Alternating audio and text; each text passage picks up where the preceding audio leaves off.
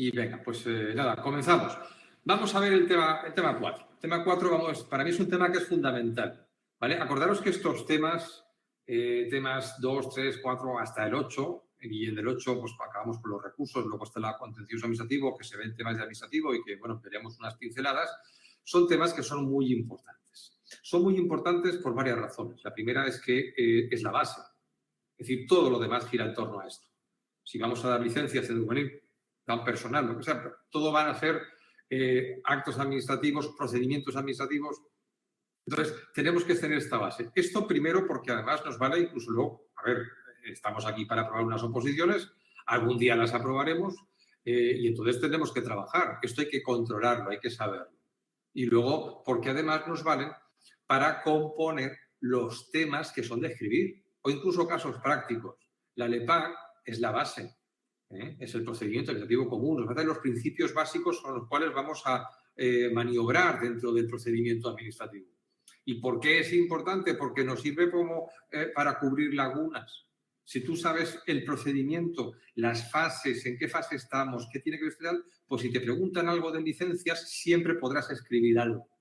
Y siempre tendrás lo que decía, intentar a la hora de componer los temas, ¿vale? Pues luego, pues poder escribir estas cosas. Por eso yo creo que tiene importancia, ¿vale? Y sobre todo este tema en particular tiene mucha importancia, sobre todo también para los que están en el ámbito del auxiliar administrativo, ¿vale? Vamos a ver lo que es el acto administrativo, qué es, ¿vale? Concepto, clases, qué elementos tiene, cómo es la eficacia, qué es la autotutela, la declarativa, la ejecutiva, vamos a ver la notificación, vamos a ver la publicación, es decir, vamos a ver una serie de cuestiones pues, que tienen mucha importancia porque además esto nos sirve de base en todo lo demás.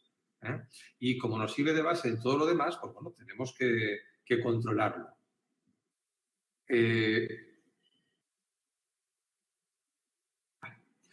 Vale. Primero que vamos a ver es el concepto, ¿vale?, de acto administrativo. El primero que tenemos es un concepto doctrinal. Es un concepto doctrinal que a mí es el que más me gusta porque yo creo que se entiende bastante bien. Acordaros que venimos del tema 3. En el tema 3 vimos la teoría del órgano. Vimos que, claro, ¿quién emite actos administrativos? Órganos administrativos. Vimos la interrelación entre esos órganos administrativos. Acordaros que veíamos en la Ley 40 que el órgano administrativo es aquella unidad administrativa que es capaz de entablar relaciones jurídicas con un tercero. Y decíamos, el símil, ¿no? En el ámbito privado tienes una sociedad mercantil. También es una persona jurídica, pero una persona jurídico-privada. Acordaros que definíamos en el tema 2 una administración pública como una persona jurídico-pública. ¿Por qué? Porque ejerce potestades públicas. Y que esas potestades públicas le confieren o le sitúan en una posición de superioridad respecto de ciudadano, en principio, respecto a esa otra parte de la acción jurídica. ¿Por qué? Porque acordaros, 103 de la Constitución, frente al interés particular se contrapone el interés general. Y para poder hacer valer ese interés general tenemos potestades exorbitantes, es decir, superpoderes que van más allá del derecho común. Lo vimos en este caso, estamos un poco modo de introducción, pero os acordamos que decíamos, claro, ¿y estos poderes, esto qué significaba? Pues es muy sencillo, primero, la sanción, ¿no? Te pueden meter una sanción, está la potestad tributaria, te pueden exigir tributos. En el ámbito privado esto no existe. Y sobre todo lo fundamental es que directamente son títulos ejecutivos. Yo cojo y tengo un acto administrativo, que ahora veremos, pues tiene validez.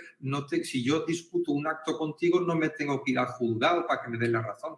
Será el ciudadano. Es decir, hay una presunción de validez de ese acto administrativo. Pues bueno, volviendo a lo que estamos, decía Zanovini, ¿vale?, que que un acto administrativo es cualquier declaración de voluntad, juicio o de conocimiento, ¿vale?, realizada por una administración en ejercicio de una potestad administrativa distinta de la reglamentaria. Porque si es reglamento, pues ya estamos ante un reglamento, no ante un acto administrativo. Entonces ahora vamos a decir, a ver, declaración de voluntad, deseo, juicio o conocimiento. Ostras, y esto, Óscar, es muy etéreo. Vamos a ver cómo votar. Fijaros, cuando decimos que es una declaración de voluntad, ¿vale?, es cuando nos encontramos en un expediente y vemos que dice, ¿qué es un acto administrativo? Pues de voluntad. Es decir, oiga, quiero que se inicie un expediente. ¿Vale? De voluntad. Ahora veremos que un acto administrativo también puede ser un acto de trámite. Y no pensemos en el acto administrativo como que me notifican una multa. También un acto administrativo puede ser la providencia de inicio de un expediente. Donde se dice, oiga, iníciese un expediente. Eso es un acto administrativo. No definitivo, pero sí de trámite. De juicio. ¿Vale? Es decir, si cogemos el acta de la mesa de contratación o del propio tribunal de oposiciones, hay un juicio. Vuestro examen, si es un examen escrito, se va a valorar. También puede ser de conocimiento, certificado de nacimiento, pues es un acto administrativo de conocimiento. Certificó que usted pues, nació en tal fecha o que usted vive en esta calle. ¿Vale? Luego, además, debe proceder de una administración. Administración entendida como persona jurídico-pública. ¿Qué significa esto? Que cuando la administración no actúa como administración, no hablamos de un acto administrativo, hablamos de un acto de la administración, un acto privado. Esto no, mira, a nosotros nos pasa en el ayuntamiento, pues mira, pues por aquellas cosas de la gestión tributaria tenemos una plaza de parking en una urbanización. Lo pagaba, se embargó, lo tenemos ahí, creo que se llama Melocotón. ¿Vale? Y tenemos una plaza de parking. Y entonces nos llaman a veces el señor de la comunidad de propietarios para asistir allí y hay que pagar las cuotas. ¿Ahí cómo actuamos? ¿Con imperium, con administración o somos el titular de una plaza de parking? Bueno, pues es lo que hablamos, es un acto administrativo. Y además es unilateral. ¿Vale? Es decir, unilateral, por decir, y aquí entramos con que no hablamos de actos del administrado, ¿vale? O del ciudadano, ya vimos en el tema 2 que esto había acepciones, ¿vale? Pero es decir, una solicitud ¿es un acto administrativo? No, es un acto del ciudadano, del interesado que puede iniciar un procedimiento, pero eso no es el acto administrativo, ¿vale? Del Poder Judicial, no, porque estamos en la administración. Y aquí ya, bueno, aunque hay polémicas, yo entiendo que el contrato en sí, el contrato administrativo no es el acto administrativo, el contrato es la adjudicación, ¿vale?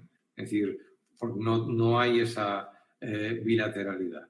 Incluso cuando vemos, ya lo veremos, ¿no? Cuando hablamos de la extensión de los contratos administrativos, se puede escribir por convenio, ya, pero el convenio hay que aprobarlo antes, ¿vale? ¿Y el acto administrativo qué es?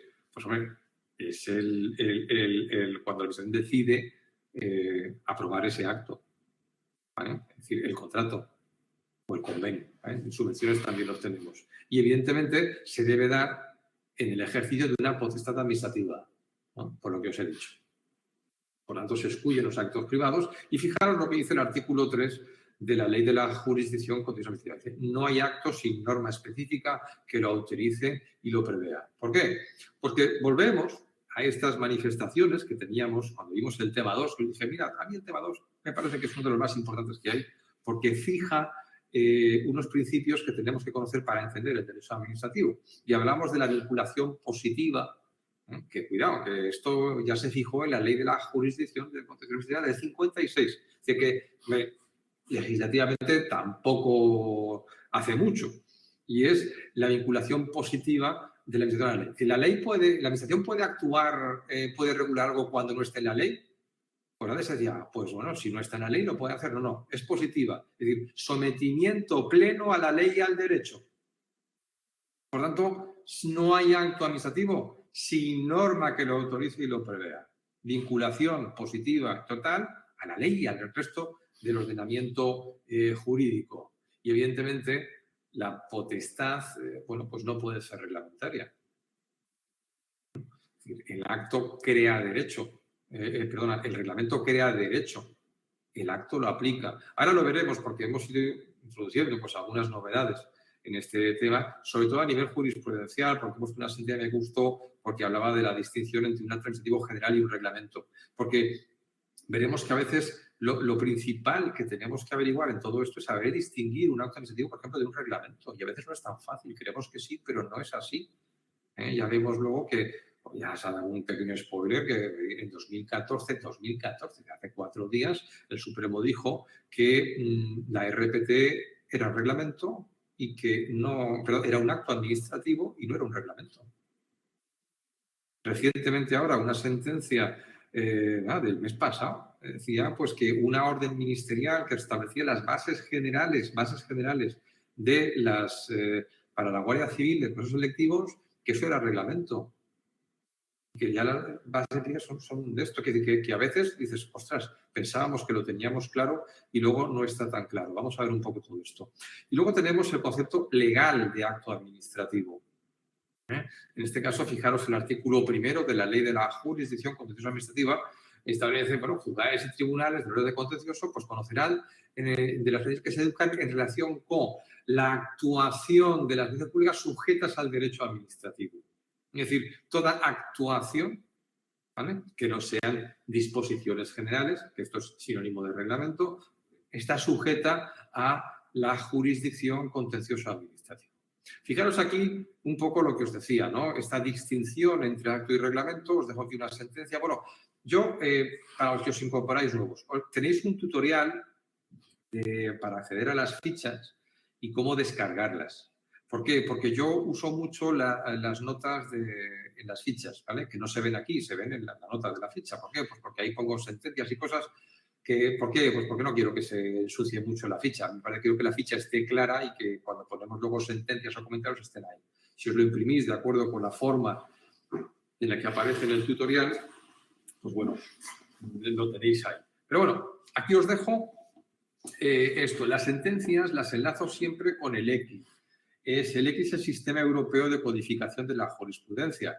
Tenéis en el tema 8 un vídeo con un tutorial un poco de cómo se usa el CEDOG a la hora de ver las sentencias y tal. Aquí le dais ahí, incluso ese código, esa matrícula que tiene la sentencia, si la ponéis en Google, pues bueno, podéis tener incluso acceso a la sentencia. Pero bueno, si veis que está en azul con las rayitas, que está el enlace, y si tenéis alguna cuestión en queréis profundizar más, pues dais enlace y veis. Fijaros, me gusta esta sentencia, fijaros que desde hace 4 días la puse aquí, pues bueno, pues me interesaba. Dice, el reglamento tiene un carácter normativo, es decir, que establece auténticas normas jurídicas. Es decir, los reglamentos se instalan en el ordenamiento jurídico y lo innovan.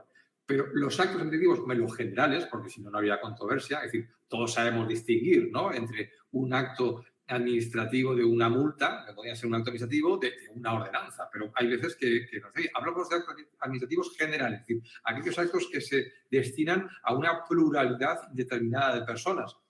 Están dirigidos a una pluralidad de personas que a menudo no se puede concretar, ¿vale?, pero que se refieren a un caso concreto y agotan su eficacia una vez aplicado el mismo. Esto, fijaros si es importante, que luego cuando estudiemos las subvenciones, ¿no?, bueno, queda un poquito para esto, pero fijaros, el 17 de la Ley General de Subvenciones dice, mire, las subvenciones a través de bases, ¿no?, se van a regir por ordenanza, es decir, bases generales, bases específicas o en las bases de ejecución del presupuesto. Y tiene un carácter normativo. Pero luego, una sentencia que os pongo allí, pues de un TSJ, pero me parece súper interesante, porque me costó mucho encontrarla, dando o aplicando por una vía específica, que es el 23.1, a la memoria de la Ley General de Subvenciones, decía, mire, en supuestos concretos y específicos, muy así, tal, usted puede usar bases y convocatoria a la vez a través de un acto administrativo. Y lo que viene a decir la jurisprudencia es, cuidadito,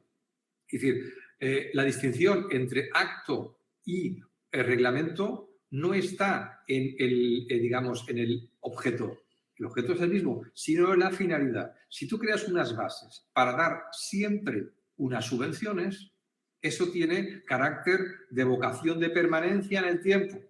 Y, por tanto, eso va a ser un acto administrativo. Artículo 17 de la Ley General de Subvenciones. Pero si, por el contrario, usted va a dar una subvención para una cosa específica, ejemplo, las subvenciones que se dieron el año pasado a los autónomos por el tema del COVID. Claro, ya ha pasado el COVID, pues sí, se aprobaron bases con convocatoria, se aprobaron, se dieron y eran para eso.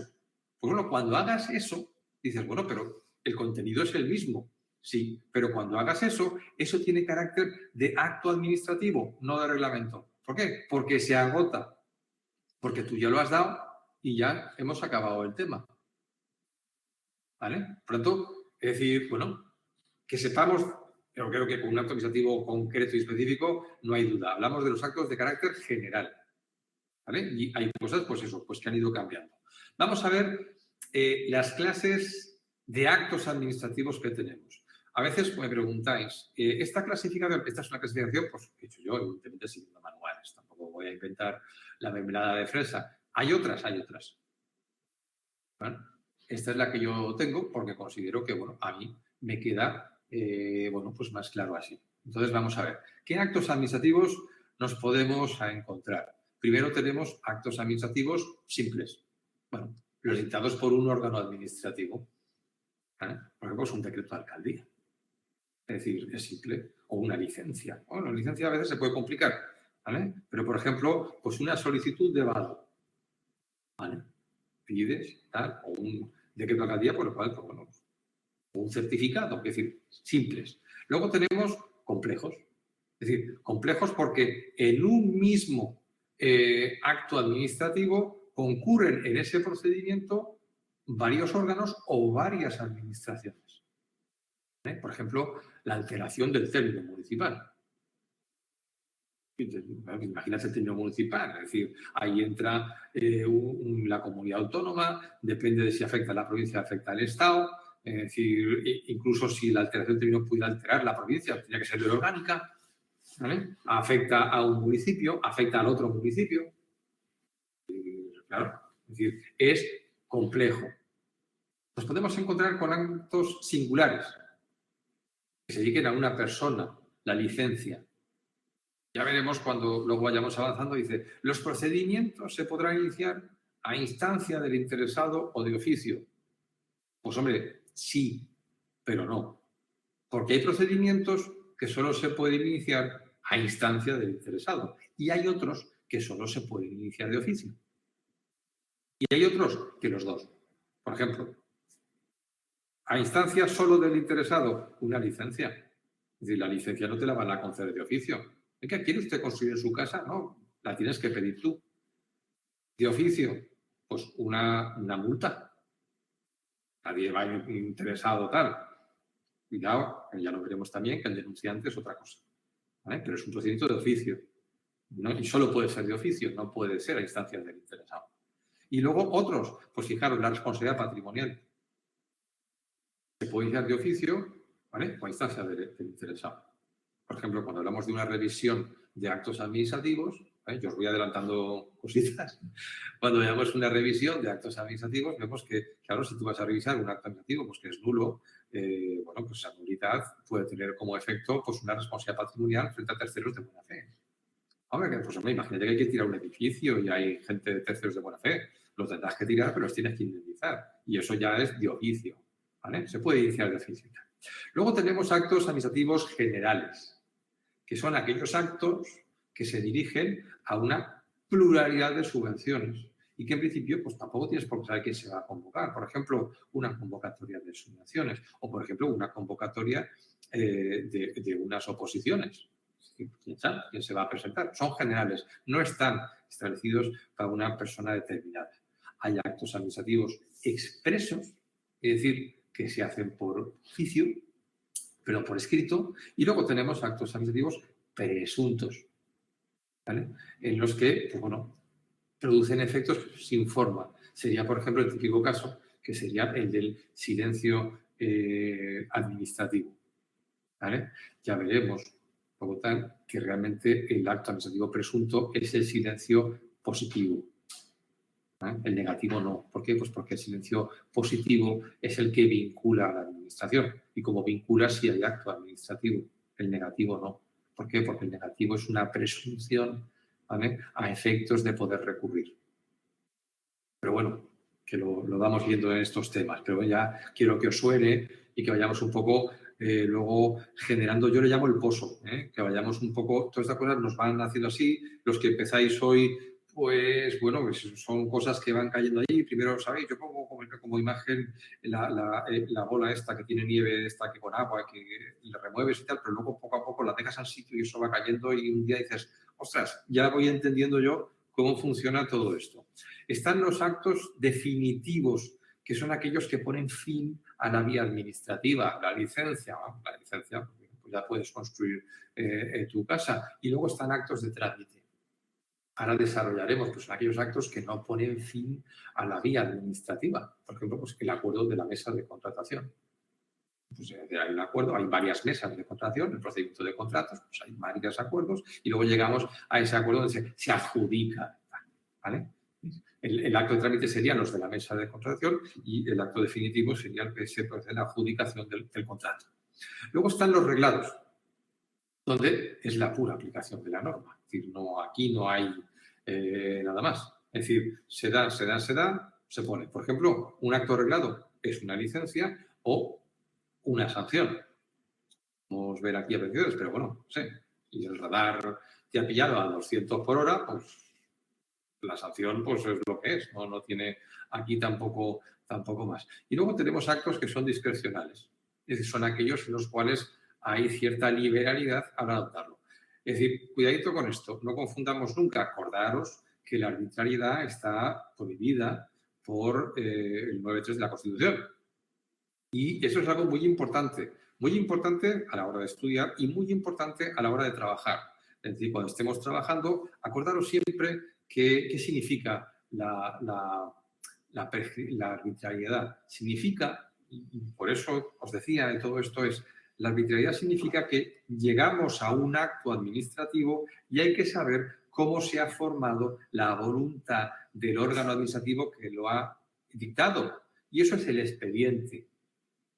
El expediente nos aparta de la arbitrariedad. Y cuando se incurre en arbitrariedad, pues yo digo siempre lo mismo, que el que no sabe derecho administrativo puede acabar aprendiendo derecho penal.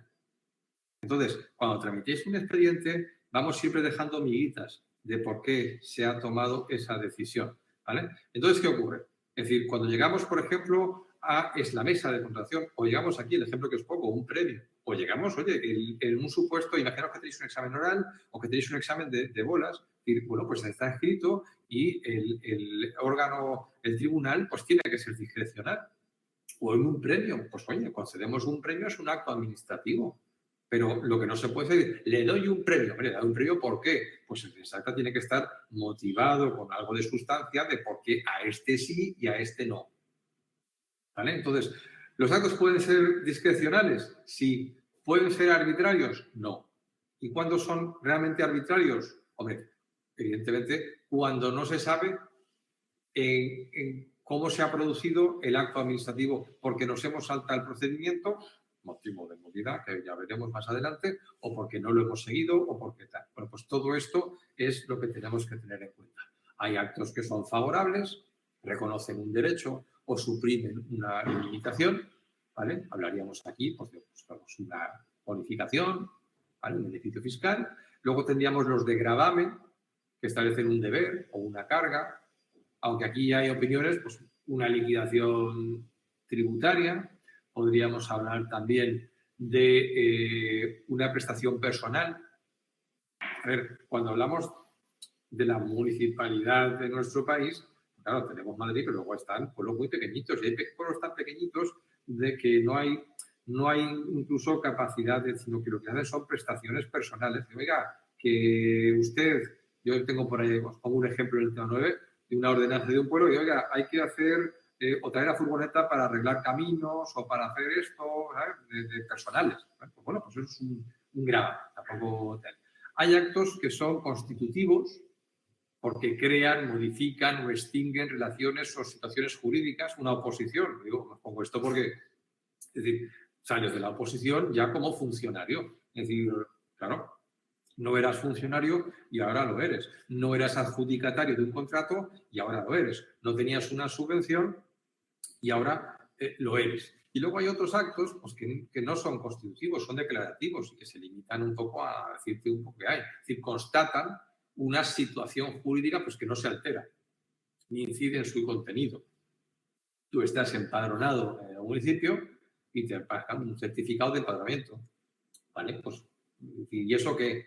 Pues nada. Un certificado de que no debes dinero. Pues si no debes dinero, lo que acreditas no debes dinero. O sea, ¿vale? No hay nada ahí más que arregle eso. ¿Vale? Entonces tenemos actos constitutivos, actos declarativos. Y luego esto, que es un poco así, que son los que causan estado en vía administrativa, es decir, aquellos contra los que solo cabe recurso en vía contenciosa, ¿vale? Son los que ponen fin a la vía administrativa, y actos que no causan el estado, que no agotan dicha vía. ¿Cuál sería, por ejemplo?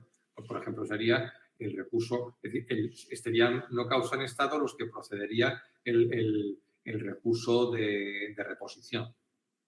¿Vale? Y cuando pasa el mes de recurso de oposición, pues ya tienes que irte al contencioso. Es decir, que en principio, bueno, tendríamos decir, ese estado igual sería transitorio, ¿vale? Pero hay veces que se pone así. ¿Hay otros actos de otras clasificaciones? Sí, es decir, probablemente cada autor tenga las suyas. Estas creo que las pillé de, no sé si de Terría o de otro, pero que las he ido pillando ahí. No tienen tampoco mayor historia. Lo que sí quiero es que, bueno, pues entendamos, ¿no? Esta cuestión del acto administrativo, y sobre todo nos vamos a centrar ahora en los actos de trámite, ¿vale? ¿Por qué? Porque cuando nosotros pensamos en, oiga, ¿qué es un acto administrativo? Y decimos, claro, los recursos, causan estado los recursos de alzada. Mira, un recurso de alzada, un recurso de alzada ya causa estado. Y la resolución de un recurso de reposición ya causa estado. ¿Por qué? Porque solo cabe ya acudir al contencioso administrativo, ¿vale? Entonces, si te dictan un acto administrativo que procede de recurso de alzada, como el recurso de alzada es preceptivo, no causaría estado. Y luego ya son opiniones, el recurso de reposición, como es potestativo, pues bueno, durante el plazo que tienes para interponerlo, pues no causaría estado, aunque tú podías interponerlo directamente, pero hablábamos lo de siempre. Si yo considero que me puedes dar la razón por la vía administrativa, ¿para qué me voy a ir a un pleito? Juicios tengas y los ganes, ¿vale? Que es un poco lo normal. Bueno, pues quería deciros, pues quería veros, porque luego lo vamos a ver aquí, actos de trámite. Los actos de trámite, tengo aquí una sentencia, bueno, que os la pongo aquí simplemente porque lo veáis, es decir, no se trata de que os aprendáis todo esto, se trata de que, bueno, tengamos cierto fundamento que sepamos, ¿no? Es decir, los actos de trámites, me gustó esta sentencia porque hay veces que ves una sentencia y bueno, pues te lo explican aquí muy bien, y hombre, pues cuando esté una sentencia, pues no me voy a poner yo a deciros aquí cosas, ¿no? Como siempre, ¿no? Lo tenéis ahí, el X, hacéis al enlace y la veis. Bueno, pues dice... bueno, pues son los que preparan y hacen posible la decisión, que es el acto final, dirigiéndose al mayor acierto de esta. A últimos se asimilan los que directa o indirectamente deciden sobre el fondo del asunto, determinan la impunidad de continuar el procedimiento o producen indefensión, ¿vale? La jurisprudencia declara que tiene la posibilidad de actos de trámite los resolutorios que se pueden dentro de un procedimiento y que cierran cada una de las fases. En principio, lo que quiero deciros es que claro, es decir, dentro de un procedimiento, pues nos encontramos muchas manifestaciones de voluntad, deseo, juicio, conocimiento y una administración pública. Cuando tú pides un informe, si el alcalde pide un informe, dentro del procedimiento, eso es un acto de trámite, ¿vale? Si yo cojo y digo, cábrase el periodo de prueba, eso es un acto de trámite. ¿Es un acto administrativo? Sí, es un acto administrativo, ¿vale? ¿Y esto qué significa? Pues significa porque, claro, acordaros que cuando vemos o veremos en el tema de los recursos, han traído aquí a colación Verónica, dice, los recursos de alzada o de reposición. ¿Qué vamos a recurrir? Los actos que pongan fin a la vía administrativa. O bien los actos de trámite, ¿vale? Cuando incidan directamente en el asunto, pueden causar perjuicio a tercero, indefensión, bueno, esto que hemos visto aquí. Y luego dice, claro, y aquí os dejo una sentencia de 2020 en las notas de la ficha, que lo que quiere decir es que entendamos, un acto de trámite no significa que no sea acto o susceptible de impugnación. Lo que dice es que se podrán impugnar, pero cuando acabe el procedimiento. ¿Qué actos de trámite pueden ser impugnados? Los que afecten directa o indirectamente sobre el fondo del asunto. Los que impidan continuar el procedimiento. Los que afecten a derechos de los particulares o causen perjuicio y indefensión. Explico. En un procedimiento de contratación, ¿vale? Si llegamos, mesa de contratación, vamos a abrir el sobre, el B, el de la proposición de juicio de valor, ¿no? Es decir, vamos a ver aquí, claro, ahí hay juicio de valor. Entonces, ahí te pueden llegar, incluso te puede decir, mira, no presenta mal, está usted excluido. ¿Vale? Es un acto de trámite, pero para ti se acabó el procedimiento. Ese lo puedes recurrir. ¿Vale? Ahora, el acto de trámite por el cual el alcalde pues, se pide informe al técnico de contratación, por lo que sea, pues eso no tiene más. No tiene más. ¿Y se podría recurrir? Pues si hay una infracción del ordenamiento jurídico, pero ya posteriormente se puede o se podría recurrir. ¿Vale? Hasta aquí, ¿alguna duda o cuestión? ¿Cómo lo tenéis? El primer día estamos todos un poco desentrenados. ¿Hasta aquí todo bien? ¿Lo entendéis bien?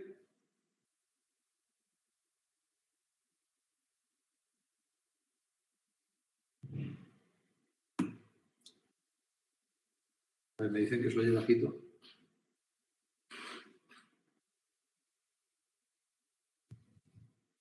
Vale. Sí. Dime, Cristiana.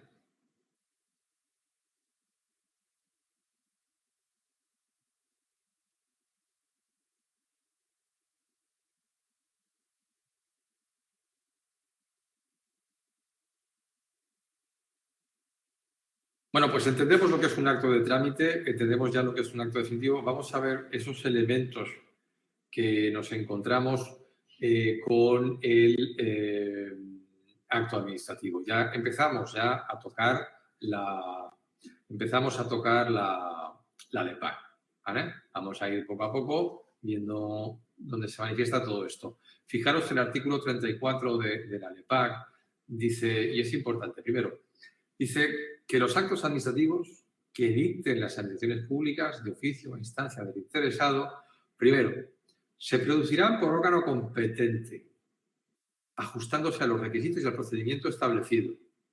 Y es un poco lo que os decía. ¿Por qué se ajustan al procedimiento establecido?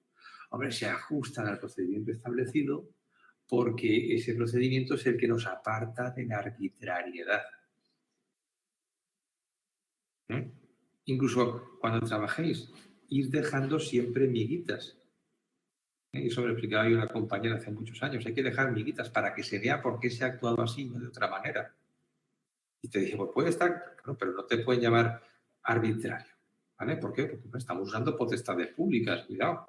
Es decir, que ya vimos en el tema 2 que esto tiene pues, cara A y cara B. Eso hay que determinarlo. Dice, y su contenido, el contenido de los actos se hará de acuerdo con lo que disponga el ordenamiento jurídico, ¿vale? Vinculación positiva a la ley, y será adecuado y determinado a los fines que marca el ordenamiento jurídico. Esto luego lo veremos en cuanto al fin y la causa y el objeto de los actos administrativos. Vamos, por tanto, pues, bueno, con los ámbitos subjetivos, ¿no? El sujeto.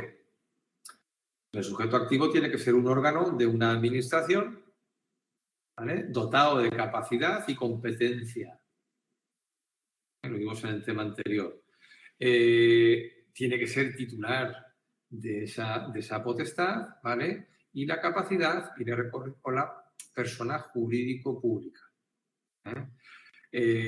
Repetimos aquí los artículos 8 a 14 de la Ley 40, 2015, falta que uno, ¿vale? Y aquí sí os digo que esa persona jurídica, que es la administración, pues tiene que actuar de acuerdo con su competencia. Fijaros lo que decía, os dejo aquí en las notas una sentencia del Supremo del 83, que define la competencia como el conjunto de funciones cuya titularidad se atribuye por el ordenamiento jurídico a un ente o a un órgano administrativo. Todo esto que estamos viendo lo vamos a ir desarrollando, porque luego esto lo aplicaremos en el ámbito local y lo iremos viendo, sobre todo cómo se atribuyen competencias al ayuntamiento y dentro de cómo se atribuyen a los órganos del ayuntamiento. ¿Y esto qué significa? Pues fijaros que en un ayuntamiento tenemos varios órganos. Tenemos el alcalde, tenemos el pleno, tenemos la junta de gobierno. Y eso es muy fácil. Competencia en materia de tráfico. ¿Vale? El ayuntamiento tiene competencia en materia de tráfico. Pero si queremos ejercer la potestad reglamentaria, es decir, dictar una ordenanza En materia de tráfico, ¿a quién le corresponde? ¿Qué órgano la tiene atribuida? El Pleno. Que no. Si queremos dictar una sanción en materia de tráfico, ¿qué órgano la tiene atribuida? Pues el alcalde, ¿vale? O la Junta de Gobierno, si la tuviera delegada. Es decir, la competencia, la materia se atribuye al ayuntamiento y la competencia pues se atribuye, pero dentro de los órganos que tiene, dentro de los órganos que tiene el propio ayuntamiento. Os recuerdo aquí el artículo 8.1 de la Ley de Régimen Jurídico del Sector Público, dice: la competencia es irrenunciable y se ejercerá por los órganos administrativos que la tengan atribuida como propia. Y si luego tenéis cuidado de mirar artículos 21 y 22 de la Ley de Bases de Régimen Local, veréis que pone atribuidas al Pleno, al alcalde, ¿vale? Es decir, atribuidas, esa palabra es importante. Vamos a ver, por tanto, bueno, pues clases de competencias que se pueden, en este caso, bueno, pues atribuir a los órganos de la administración. Pues, bueno, pues por razón de la materia, ¿vale? Es decir, esto lo que supone, pues eso, que a cada órgano se atribuye pues una materia sobre la que es competente. De modo que el órgano que actúe fuera de su competencia, pues podría ser acto nulo de pleno derecho. Por razón de la materia. Es decir, si nos encontramos con que, pues eso, pues un alcalde, yo qué sé, se mete a ejercer competencias que no son de él, hombre, pues a veces no son de él. A veces, y cuidado, dices, por ejemplo, yo qué sé, escucha que lo he visto, subvenciones a entidades que están en el extranjero. Y dices, hombre, esto pues lo hacemos, ¿no? Es decir, ¿vale? Es decir, pero no está dentro de la competencia de los órganos. De hecho, ahora hay una sentencia, que lo pondré en su momento, que me ha hecho gracia porque a mí una de las cosas que más me dan es en materia, por ejemplo, de las mociones y cosas que se dan en los debates, que son declaraciones de intenciones que no tienen capacidad vincular nada. Y vamos a hacer una moción sobre la guerra de Rusia y Ucrania, defendiendo a que queráis. No me meto, ¿vale? Y dice, bueno, ¿de verdad tenemos que debatir esto? O sea, ¿tiene que debatir esto? Si tiene alguna virtualidad. Bueno, pues dice el Supremo que mientras no afecte a actos jurídicos, mientras que eso no vayan actos jurídicos que puedan ser de carácter incompetente por razón de la materia, pues no se podría, se podría dar, ¿vale? Ya lo veremos en el ámbito local, pero bueno, que tengamos esto aquí. Por razón del lugar. Es decir, eso está muy marcado en el ámbito local, ¿vale? ¿Por qué? Porque el término municipal es el territorio donde se ejercerán las competencias. Entonces, claro, es decir, tú puede que tengas competencia, pero si te sales del territorio, estamos dentro. Dices, hombre, esto, bueno, pues yo he visto, fijaros ya no, por ejemplo, por actos administrativos, pero yo he visto, claro, o sea, una nulidad de una ordenanza en materia de taxi que ponía el precio si ibas al pueblo de al lado, ponía tal, venga, usted del pueblo de al lado, tú no puedes poner precios, ¿vale? Entonces, tú no puedes poner, por ejemplo, una multa, ya entrando aquí en cosas de estas, por una infracción realizada en el municipio de al lado. ¿Por qué? Pues porque no tienes competencia con carácter territorial. La conclusión, el acto es nulo de pleno derecho, por razón de jerarquía. Fijaros que nosotros en el ámbito local tenemos poca esto, porque ya lo veremos también, pero la diferencia entre alcaldía, pleno o junta de gobierno no es jerárquica, es horizontal. De acuerdo con esto que hemos visto, es decir, al alcalde le corresponden una serie de cuestiones y al pleno le corresponden otras. Es raro, no imposible, es raro encontrar actos administrativos que requieran alzada, porque ya le digo, es decir, los actos de la alcaldía se recurren a alzada y los del pleno también. ¿Cuándo podemos encontrarnos alzadas? Por ejemplo, en tribunales de oposiciones, por ejemplo, en actos de la mesa de contratación. ¿vale? ¿Y qué significa? Claro, es que lo es preceptivo, cuidado con esto. No hay jerarquía excepto en pocas cosas. Pero si sin embargo te vas al Estado, te vas a la comunidad autónoma, pues el que tienes ahí, secretaría, no sé qué, tal y cual, pues a veces es ahí hay muchos recursos de alzada, ¿vale? Y esto conllevaría, pues eso, a una nulidad que puede ser relativa o anulabilidad, ¿vale? O a veces podría ser una nulidad total. Ya lo veremos con el tema 5 cuando vemos los vicios de los actos. Por razón del tiempo. Es decir, puede ocurrir que la competencia se tenga atribuida no de forma permanente, sino por un tiempo. Fijaros, en el artículo 27 de la Ley de Bases de Régimen Local nos encontramos con que el Estado y las comunidades autónomas pueden delegar competencias en las corporaciones locales y que dice como mínimo serán 5 años. O sea, que tiene que ser por un tiempo. Y luego, pues también por la titularidad del órgano. Es decir, al órgano le pasan cosas. Le pasan cosas. Es decir, está bien nombrado. ¿Vale? Se encuentra en causa de abstención o recusación. ¿Vale? Se han cumplido los requisitos cuando el órgano, por ejemplo, es colegiado. Una de las fuentes de nulidad más importantes que tenemos en el ámbito local es, ya lo veremos tanto, dice cuando se incumplan las normas para formación de la voluntad de los órganos colegiados.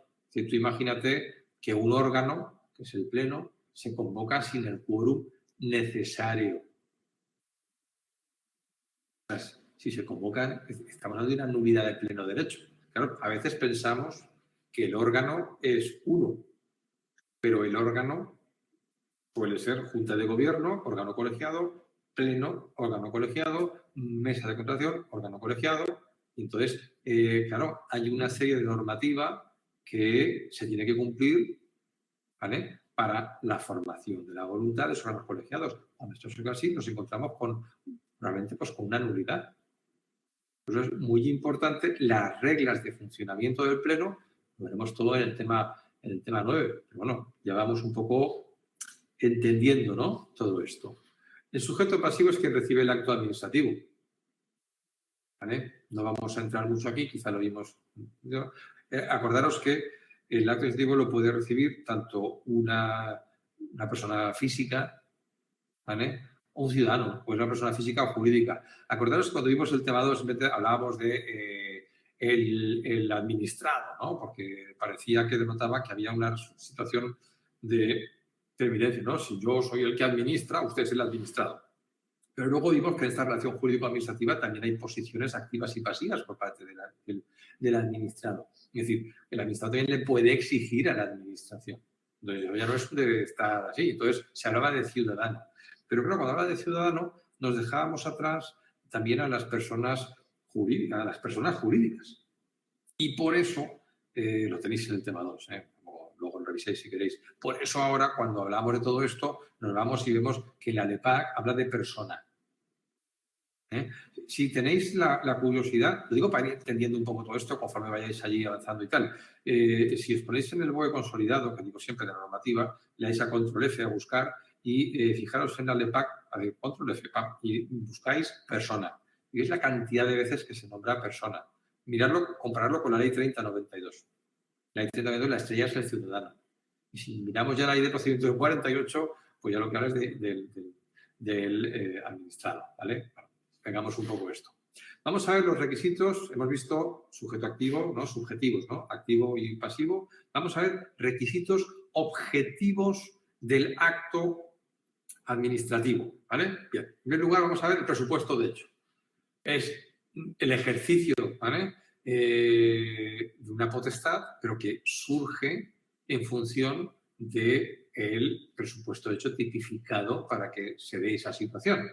Es decir, claro, si yo cojo y cometo una multa de tráfico, pues el presupuesto de hecho de la sanción es que hemos cometido esa multa de tráfico.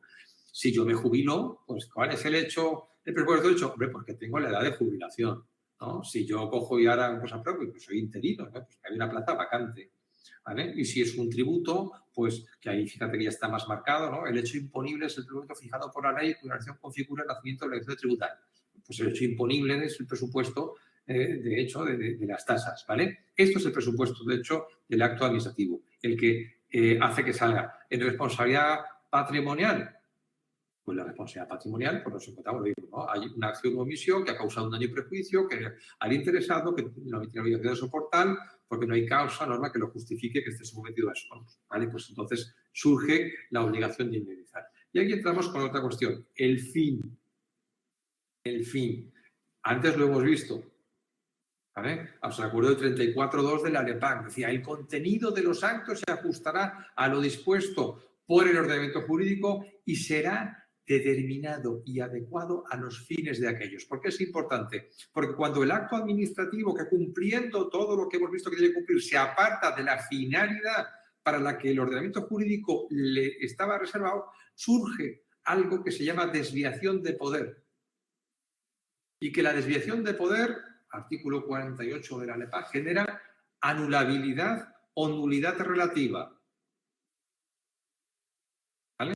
Y que el 72 de la Ley de la Jurisdicción Contenciosa dice, se entiende por desviación de poder el ejercicio de potestades administrativas para fines distintos a los que fija el ordenamiento jurídico. ¿Vale?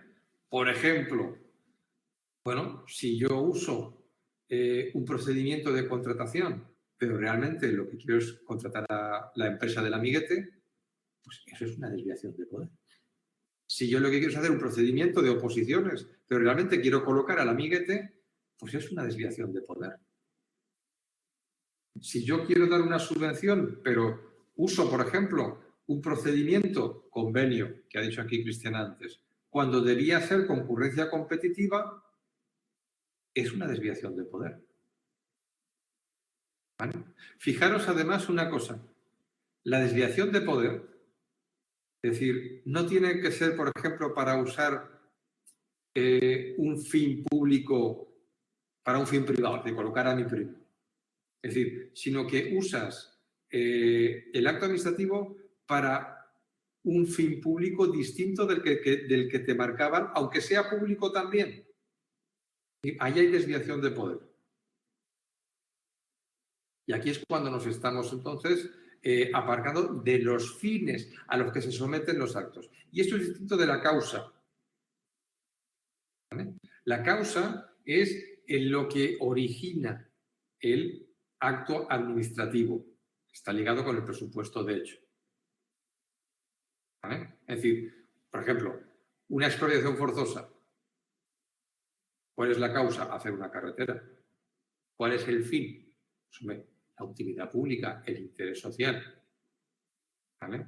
Es decir, si tú llegas y vas a 200 por la carretera, que digo siempre, no, es una multa de tráfico, ¿la causa cuál es?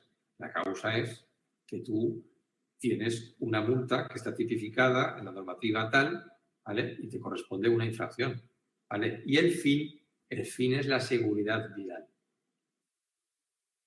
La seguridad vial. ¿Y esto a qué nos lleva? Pues lleva, por ejemplo, me acuerdo cuando yo daba Derecho a la Seguridad en Criminología en la universidad, pues ya que decía qué tal, que ponía el ejemplo porque había, no me acuerdo la sentencia, pero había uno que, pues resulta pues, que pues un tipo había dejado a su hermana, él era policía, y lo cascaba, lo ofrecía multas. Y las multas estaban bien puestas, hombre, sí, pero solo le puntaba a él, al ordenador no le puntaba. Y al final, ¿el fin cuál era? ¿La seguridad o vengarse de la cosa que hizo qué tal? ¿Vale? Es decir, esto es un tema, evidentemente todo esto está sujeto a la prueba y a todo esto, ¿verdad? Y luego, por último elemento, tenemos de ese objetivo del acto administrativo, es la motivación. ¿Por qué es la motivación? La motivación es el control de la causa. Es decir, ¿por qué se dicta esto? Y aquí entraremos en el artículo 35 cuando vamos a ver la motivación de los actos administrativos. Es decir, ¿cómo sabemos qué causa es? Pues porque hay que motivarlo. ¿Vale? Hay que motivarlo. Fijaros este ejemplo que os pongo aquí de desviación de poder. Aquí, bueno, yo pongo desviación de poder, en el fondo es una maldad, ¿vale? Es decir, esto pues tuvo cierta fama porque, si os fijáis, el BOE le hizo aquí una mala pasada a alguien y en el tema de unas plazas que había para escala de técnicos y tal, ya ponía aquí que esto era Es decir, el mérito era la tesis de Dani.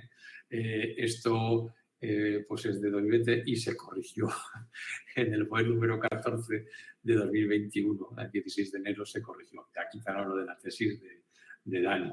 Pero bueno, fuera coñas, pues bueno, pues un poco pues se les olvidó quitar aquí el tema este y bueno, pues se puso así, ¿vale? Pero bueno, para que veáis que, claro, cuando das clase y todo esto, pues tienes los ojos abiertos y cuando se pone, esto me puede valer para poder, simplemente para que lo veáis, ¿no? Es decir, aquí se quería colocar, parece ser, ¿no? Luego lo he corregido y no sé cómo acaba, pero parece ser que había interés en que se valorara la tesis de Dani, ¿vale? Para que, entonces, pues no sé, parece que está montado esto un poco así de esta manera. ¿Vale? En cuanto a la motivación que vimos, que la teníamos en el artículo 35, ¿no? La motivación, ¿no? Simplemente fijaros que en el artículo 35, bueno, está aquí la tipología, ¿no? de motivación de los actos. Y lo primero que tengo que deciros es decir, ¿vosotros pensáis que todos los actos tienen que ser motivados? Pregunto y bebo café. ¿Vale? Todos no. ¿Un certificado de empadronamiento tiene que motivarse? Pues no. ¿Vale? Entonces, no todos los actos tienen que estar motivados.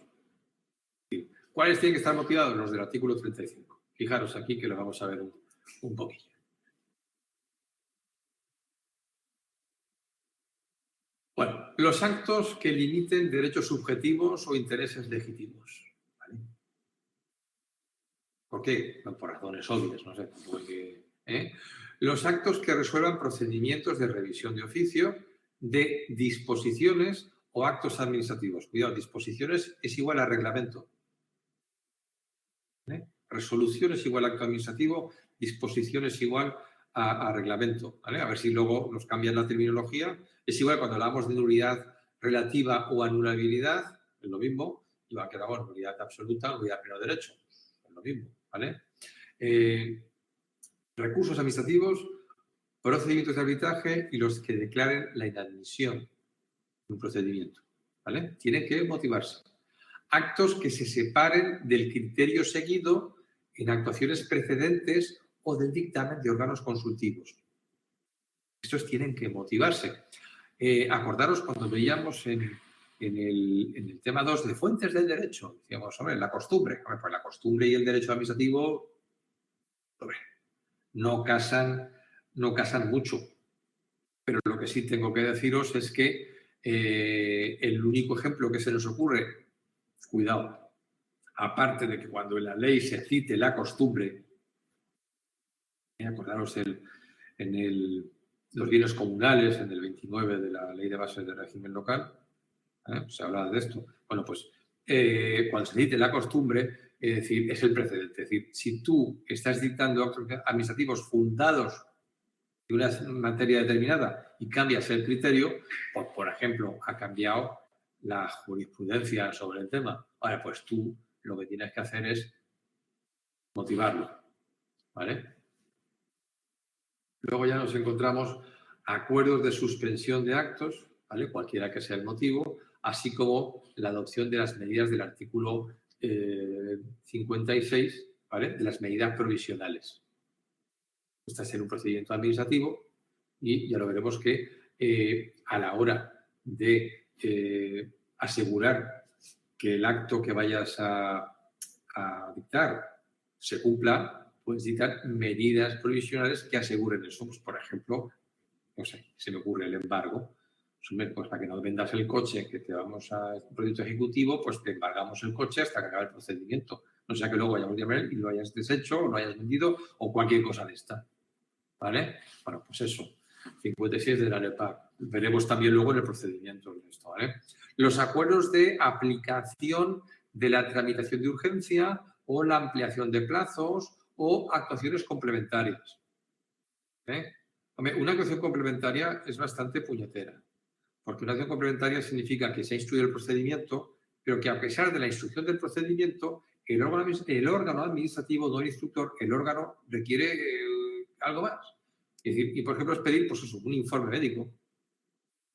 ¿vale? En este caso, claro, como tú para resolver necesitas algo más de lo que hay en la fase de instrucción, ¿vale? Pues bueno, tienes que motivarlo, ¿vale? La ampliación de plazos también la tienes que motivar. La transición de urgencia, es decir, la reducción de plazos, también la tienes que motivar. Actos que rechacen pruebas propuestas por los interesados. Tenéis ahí el artículo de PAC donde lo regula. Se tienen, claro, si tú le rechazas una prueba, pues lo tienes que motivar, ¿vale? Y ese acto de rechazo de prueba, ¿qué es? ¿De instrucción o determinación?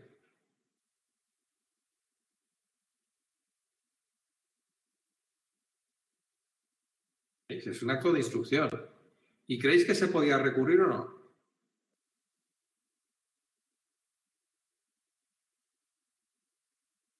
En principio se podría recurrir, ¿sabes? Depende de la prueba y depende de tal. Depende. Es que esto es derecho, Verónica, depende. Pero sí, se podría. ¿Por qué? Porque los actos de trámite, cuando afecten y tal, ahora bien, si no te admiten el recurso, es decir, luego podrías, cuando te den el acto administrativo, que supongo que será desfavorable a tus intereses, dirás, oiga, lo recurro porque usted no pudo valorar esto porque no me admitió la prueba. Es decir, se puede recurrir un acto de trámite. Lo que pasa es que cuando no se puede recurrir directamente por las razones que he visto, se puede recurrir después, ¿vale? Cuando recurras el acto que pone fin exactamente en la resolución, ¿vale? Luego están los actos que acuerden la terminación del procedimiento por imposibilidad material de terminarlo, por causas sobrevenidas, así como los que acuerden el desistimiento por la Administración en procedimientos iniciados de oficio. Comentarios sobre esto, que es interesante. A ver, cuando luego cogemos y vemos cómo acaba el procedimiento administrativo, el procedimiento administrativo acaba siempre en un acto administrativo. Ya, pero puede acabar por desistimiento, sí, pero tienes que acordarlo. Es decir, ese acto administrativo no será un acto administrativo normal. Es decir, ¿cuál es el normal? El que resuelve el procedimiento. El que resuelve lo que se pedía en el procedimiento lo que se había iniciado. ¿Y cuándo pueden colocar sobrevenidas? Pues ver, si tú haces, no sé, una multa, es algo personal, y fallece el infractor, no puedes hacerlo, ¿vale? Y os lo pongo en azul porque esto lo introduce la LEPAC. Ya sé que han pasado años. Y yo sigo comparando un poco y tal. Pero bueno, para que sepáis que esto... ¿Y esto significa que no se podía antes hacerlo? Pues, a ver, se podía hacer, pero por la jurisprudencia. Y lo que ha hecho el legislador es, se llama positivizar. Usted me preguntabais, derecho positivo, derecho vigente, ¿no? Positivizar en la norma esto, ¿vale? Y otra cosa, lo digo por los test, que en alguna pregunta cae, el desistimiento de la Administración en procedimientos administrativos es una novedad de la LEPAC. ¿Vale? Es decir, antes se podía, pero no estaba regulado en la Ley 3092. La LEPAC lo pone como nuevo. Y en alguna pregunta de test he visto que caía esto. Bueno, pues como sale, ya lo digo y vais, hacéis una muesca ahí para que lo tengáis claro, ¿vale? Las propuestas de resolución en procedimientos sancionadores, así como los actos que resuelvan procedimientos de carácter sancionador por responsabilidad patrimonial, tienen que motivarse. Ahí os digo los artículos luego en los que está en la LEPAC para que luego vayáis mirando. Y luego los actos que se dicten en ejercicio de potestades discrecionales o, bueno, porque lo mande así una norma legal o reglamentaria. ¿Vale? Es decir, discrecional y motivación va junto. Porque ¿cómo se sabe que no es discrecional? Es decir, que no es arbitrario. Pues porque está motivado. ¿Vale? Y ya vamos entendiendo el juego este. Y luego también, bueno, pues una coletilla que pone siempre es que la motivación de los actos que pongan fin a procedimientos selectivos o de concurrencia competitiva sea de conformidad con lo que establezca por su convocatoria, debiendo en todo caso quedar acreditados en el procedimiento los fundamentos en los que se anuncie. ¿Vale? Bueno, pues en este caso será el acta del tribunal el que aparecerá ahí, en este caso, para la motivación. Vamos a ver elementos formales. ¿Vale? Hemos visto los subjetivos, hemos visto los objetivos y vamos a ver los elementos formales. ¿Qué forma tienen que tener los actos administrativos? Pues evidentemente debe ser por escrito, ¿no? ¿Cuál es la novedad? Pues que ahora estamos con el tema este electrónico y ya nos encontramos con que el elemento formal es que se producirá por escrito a través de medios electrónicos. Supongo que algún día lo iré quitando. Cada vez lo hago más pequeñito, lo dejo al lado. Al lado os dejo la referencia a la ley 3092, que es la ley anterior. ¿Vale? En azul os he puesto lo que es nuevo respecto del otro, pero bueno, para que un poco podáis comparar, aunque luego ya yo ya veo que ya voy cumpliendo años, pues bueno, pues lo que os he dicho alguna vez, que yo estudié con la ley 3092, de hecho yo empecé la carrera en el 92 y ya pues hay bastante gente ya que ha acabado la carrera y ha conocido la LEPAC y es con la que ha acabado la carrera, con lo cual a veces esto ya empieza a ser redundante, esto ya queda un poco para los viejos rockeros que repasar la ley 3092, ¿vale? ¿Se puede haber un acto administrativo de carácter formal? A ver, formal. A ver, en principio no, porque dice que sí, pero dice, claro, cuando se haga formal, se dará luego pasar por escrito, para que tenga validez. La única cosa que se me ocurre como excepción a esto de forma verbal es la contratación verbal que contempla la ley de contratos. ¿Vale? ¿Cuándo la contempla? En procedimientos de licitación de emergencia, pero está muy limitado. Es decir, la típica cosa que hay una desgracia y hay que, pues que hágase tal, hágase cual, pero ya enseguida hay que derivarlo a la ley de contratos. Por el principio de seguridad jurídica y evidentemente, la interdicción que marca la Constitución, el artículo 93, interdicción es prohibir, la interdicción de la arbitrariedad, pues los actos deben ser formales, deben ser por escrito a través de medios electrónicos, ¿vale? Y ahora vamos a ver la eficacia de los actos administrativos. ¿Vale? Hay dos cosas que bueno, pues tenemos que ver. Es que, os decía antes, ¿no? Una de las peculiaridades o de las autotutelas, que son esos privilegios que encuentra la administración, ¿vale?, en su relación con los demás, es la autotutela declarativa y ejecutiva. ¿Qué significa? Pues muy sencillo, que un acto administrativo es válido y produce efectos sin necesidad de acudir al auxilio judicial. Y de la misma manera, la ejecutoriedad, ¿qué significa? Significa que podemos ejecutar un acto administrativo sin necesidad de acudir al juez, a un proceso judicial. Tú tienes en la vida privada pues un contrato administrativo, pero un contrato de alquiler, y si por lo que sea no te pagan y los quieres echar, pues tú no puedes echarlos, tienes que ir a un juez. O si tú llegas, tienes un contrato y ves ese contrato, pues que hay una problemática en cuanto a la interpretación, pues da igual. Es decir, en el ámbito privado tienes que ir a un juez a que lo interprete, aquí no. ¿Significa eso que no se puede atacar esto? Sí. Es decir, yo soy administrador y digo, mire, mi interpretación es esta. Dice, yo no estoy de acuerdo. Entonces te irás a la jurisdicción contenciosa administrativa y lo revisará. ¿Pero qué revisará? Lo revisará lo que ya está aprobado. Es por eso que hay quien le llama a la jurisdicción contenciosa administrativa el carácter revisor. ¿Por qué? Porque revisa lo ya hecho. Y lo ya hecho tiene validez.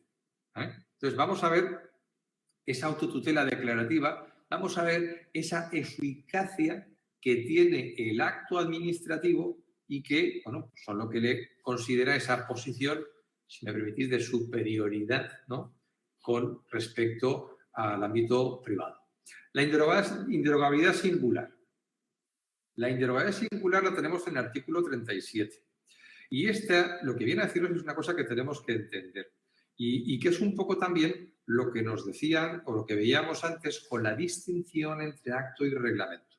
Decíamos, el acto administrativo cumple y ejecuta el ordenamiento y el reglamento innova el reglamento y tiene vocación de perpetuidad, de que dure en el tiempo. ¿Vale? Entonces, ¿qué ocurre? Es decir, esto se ve en la inderogabilidad singular.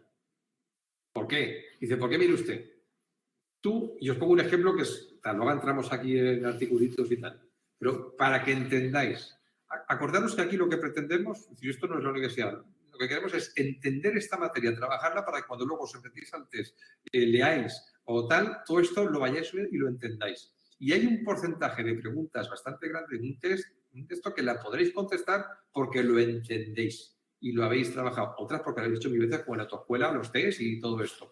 Entonces, claro, ¿cuándo aprobamos la OPO? Hombre, para empezar, cuando las de costura tengamos todas bien. Tengamos las que hemos hecho mil veces en los test, las tengamos bien. Pues hay que hacer muchos test. Pero luego hay un porcentaje de preguntas que son de sentido común, de son tal, y esas son las que tenemos que ir con esta forma de pensar. Fijaros, tú llegas y estableces una ordenanza. Y haces una ordenanza, y la ordenanza tú pones, pues no sé, regulas un impuesto, ¿vale? Y entonces tú llegas y, pongo un ejemplo real.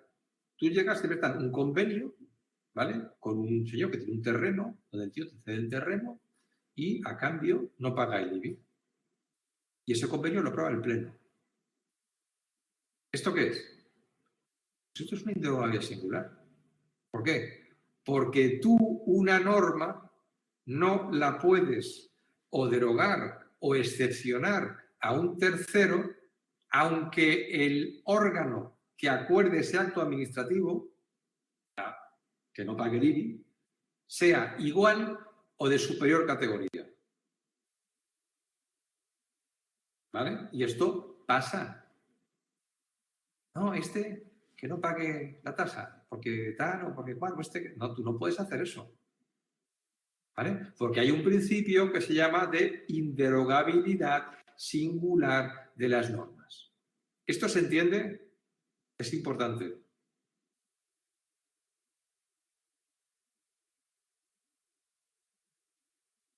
¿Sí? Vale. Y ahora vamos aquí. Artículo 37.1 de la LEPAC. Las resoluciones administrativas de carácter particular, es decir, los actos administrativos, no podrán vulnerar lo que establezca una disposición de carácter general, reglamento, aunque aquellas procedan de un órgano de igual o superior categoría o jerarquía, al que dictó el reglamento. ¿Vale? Entonces, es esto.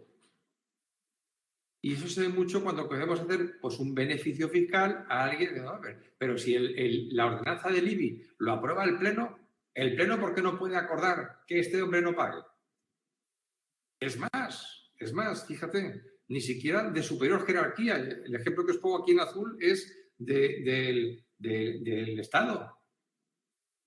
Es decir, una orden ministerial, es decir, se puede vulnerar, que es un reglamento, se puede vulnerar por un acto administrativo del Consejo de Ministros, pues no, hay que modificar la orden ministerial. Tiene un procedimiento. Fijaros la sentencia, os dejo aquí en la nota una sentencia de septiembre, que esto cuando me estuve preparando un poco la vuelta al cole, la puse aquí porque usted dice, la mejor prueba de que los reglamentos no pueden contener prescripciones singulares ni concretas, es decir, un reglamento, es decir, ¿cómo diferenciamos? Pues porque un reglamento tiene vocación de generalidad, de permanencia en el tiempo, de tal. Viene dada por el principio de inderogabilidad singular, consagrado en el 37 de la LEPA. ¿Vale? Entonces, si tenemos un acto administrativo concreto, no puede vulnerar, aunque lo dicte el mismo órgano. Y dices, hombre, esto no pasa. Sí pasa. ¿Vale? Sí pasa. Porque a veces me pasa, no, hacemos un convenio. Yo cuando estoy trabajando dice, no, haremos un convenio. Mira, yo los convenios, convenio ya huele siempre rarito. Cuando se quiere hacer convenios. Y luego ya, este asedio y demás, son nulas las resoluciones emitidas, los actos administrativos que vulneren lo establecido en un reglamento, así como las que tengan una causa de nulidad del artículo 47 de la LEPAC. Ya lo veremos en el próximo tema, que son las causas de nulidad. ¿Vale? Aquí os dejo, pues bueno, mayor historia aquí, ¿no? Dice, la autoridad que tiene un reglamento, bueno, pues pongo aquí el ejemplo, que es un poco lo que hemos hablado, y aquí el reglamento de servicio de las corporaciones locales, el reglamento de 1955, que ahora está en vigor y que es un reglamento pues, que tiene bastante de esto,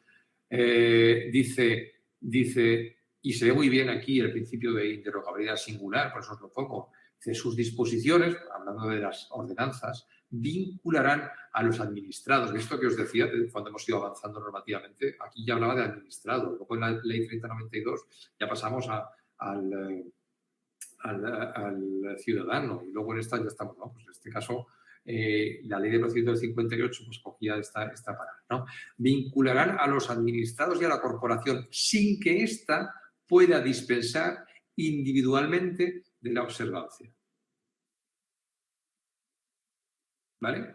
Entonces, esto es lo que, bueno, yo quiero que se entienda, ¿vale? Porque luego, pues bueno. Es decir, y esta cosa, bueno, pues las tenemos que, porque luego pues, nos puede caer. Esta pregunta, el 37.1, cae muchísimo en los test y los exámenes de toda esta cuestión, ¿vale? Bien, vamos ahora a hablar de la ejecutividad. Que podéis mirarlo por ejecutividad o autotutela declarativa. Y aquí os explico un poco de todo esto. Es decir, lo que decíamos antes, ¿no? De ese privilegio, esa exorbitancia respecto a... lo tenéis aquí escrito.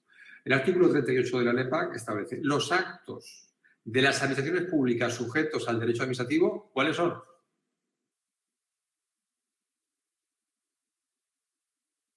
¿Cuáles son? Pues los actos administrativos. ¿Vale? Serán ejecutivos con arreglo a lo dispuesto en la ley. ¿Y qué es ser ejecutivo? Que son válidos, que se pueden hacer ya, que no me lo tiene que aprobar nadie más. ¿Vale? Y en este caso nos vamos al artículo 39 de la LEPAC. ¿Vale?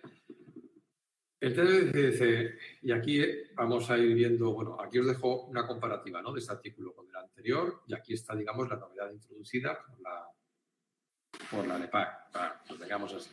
Vamos a ver esa ejecutividad, ¿qué significa?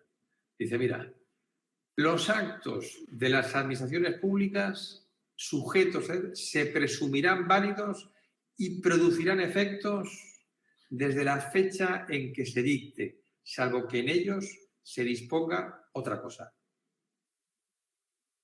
Ostras, ¿y esto qué significa? Significa que hay una presunción juris tantum de validez. Vale, juris tantum. Cuando nosotros tenemos, dentro del ámbito del derecho administrativo, tenemos dos tipos de presunciones. Una presunción es que son juris tantum y otras que se llaman iure de jure. Las iure de jure son las que no admiten prueba en contra. Esto es así, punto.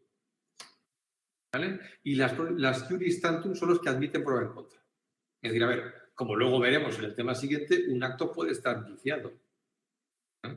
Entonces, simplemente por el hecho de serlo, el acto se presume válido. Es decir, hay una presunción que admite prueba en contra. ¿Cómo? A través del procedimiento de recursos o de revisiones que veremos en los temas posteriores. Pero hay una presunción de validez. Es decir, este acto es válido. Es decir, y que siga, que si nadie dice nada, el acto se aplica y el acto es válido. Y además dice que habrá una producción de efectos, ¿vale? Desde que se dicte, salvo que en ello se disponga otra cosa. Entonces, vamos a ver que hay dos planos que tenemos que ver. La validez. Segundo plano, la eficacia. La validez es ya. O sea, desde que se aprueba el colectivo es válido. ¿Es eficaz? En principio sí. Produce efectos de la fecha que se dicte. La eficacia se puede demorar. Lo veremos. Hay una vinculación o hay una desvinculación entre eficacia y validez. ¿Vale? Y hay una presión juris tantum. Entonces, en tanto en cuanto el ataque a ese acto no se produzca, sigue haciendo. Por eso, cuando me digan, ¿un acto nulo pero de hecho tiene efectos? Pues claro que tiene efectos. Tiene efectos, pero para los restos.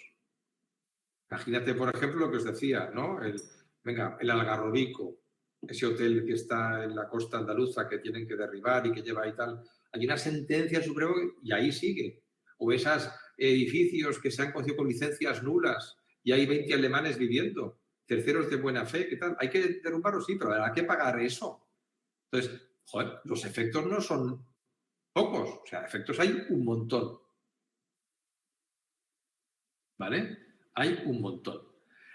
Entonces, hemos dicho ya que es válido. Esa es la autotutela declarativa. Se declara, ¿no?, que el acto administrativo es válido desde que se dicta.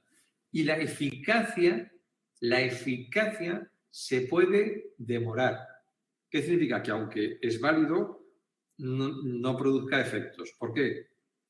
Fijaros, la eficacia, que no la validez, quedará demorada cuando así lo exija el contenido del acto. Cuando esté supeditada a notificación, publicación o aprobación superior. Ejemplos. Pues hombre, yo pido una licencia para ocupar la vía pública dentro de 2 semanas. Y llegan y me dan la licencia hoy. ¿Vale? ¿Y la eficacia cuándo es? Hoy no, a la fecha que me han dado. ¿Vale? Lo más normal. Bueno, lo más normal es que esté sujeta a notificación, publicación o aprobación del órgano superior. Lo que decíamos, dice, bueno, salvo que la ley disponga o salvo que en ello se disponga otra cosa, pues por el propio servicio, ¿no? Aquí he puesto de ejemplo, pues, una orden administrativa pues, para limpiar la nieve, pues, hombre, pues no tiene efecto cuando nieve. Si no nieva, ¿qué vas a quitar? ¿No? Lo que decía de los pueblos pequeños y toda esta cosa y tal. Vale. Y luego, bueno, pues, ¿qué significa que se apruebe por órgano superior? Hombre, pues que el acto es válido y tiene perfecta validez, pero para que tenga eficacia tiene que completarlo el superior jerárquico. ¿Y la notificación y la publicación? Pues lo veremos en el tema siguiente. ¿Vale? ¿Puede tener eficacia? Bueno, el tema no, la clase siguiente. ¿Puede tener eficacia retroactiva? A ver, así lo pone el artículo 39.3. Excepcionalmente, podrá otorgarse eficacia retroactiva a los actos cuando se dicten en sustitución de actos anulados, cuando produzcan efectos favorables al interesado, siempre que el supuesto de hecho necesario existiera ya en la fecha en que se retrotraiga el acto. Y además no se lesionen derechos o intereses legítimos de otras personas. ¿Vale?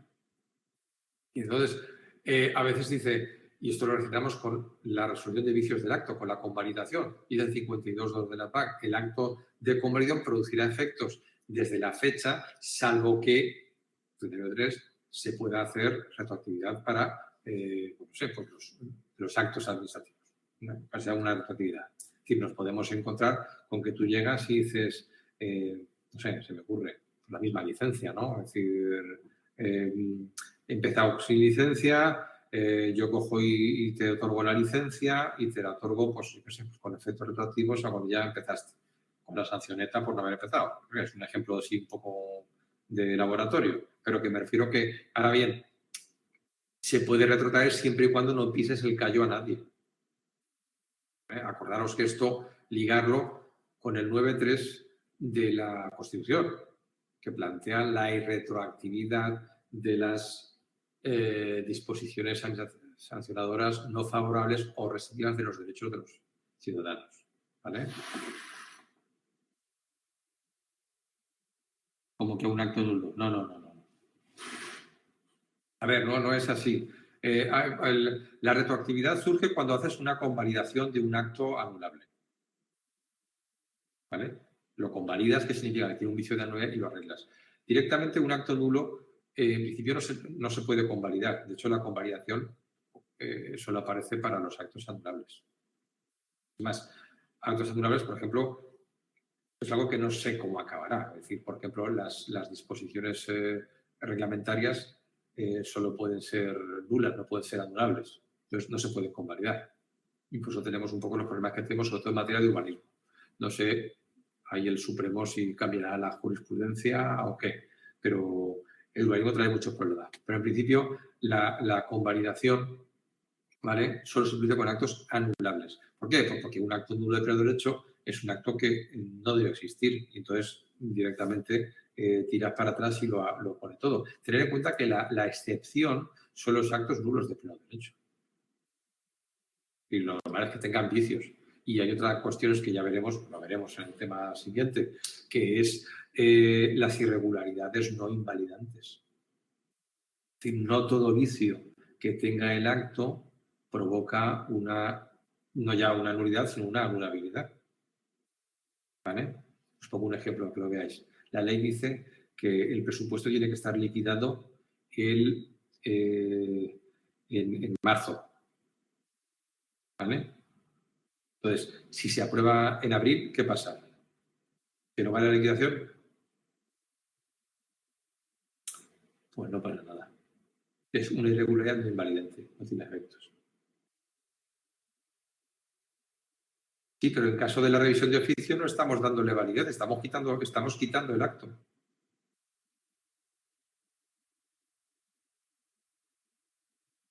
¿Vale? Cuando tú coges un acto y lo revisas de oficio, te vas a la mata. ¿Vale? Y lo anulas. Evidentemente, lo que os decía, la anulación tiene un coste.